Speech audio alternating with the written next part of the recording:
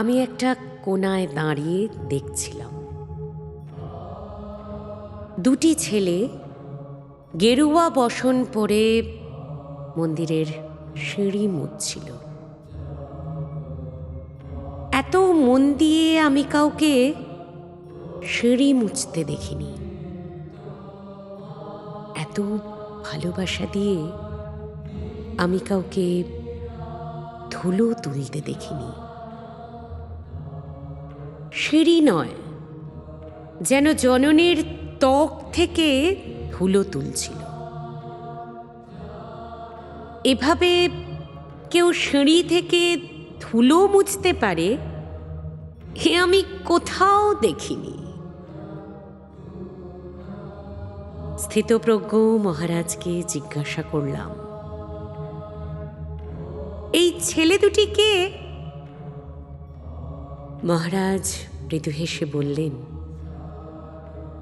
একজন nuclear physicist, একজন IBM এর 6 লাখ টাকার চাকরি ছেড়ে এখানে এসেছে, সিঁড়ি ধুতে এসেছে। যে সিঁড়ি দিয়ে মানুষ ওপরে ওঠে তা যেন পরিষ্কার হয়।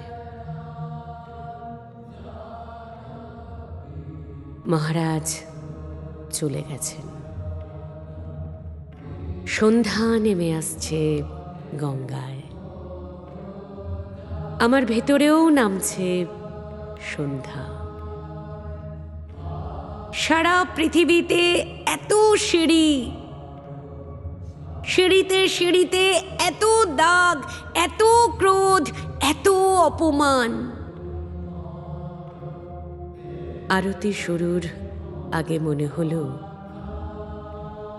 যে সিঁড়ি মুছতে পারে না সে কোনো দিন মানুষের চোখের জল মুছতে পারবে না।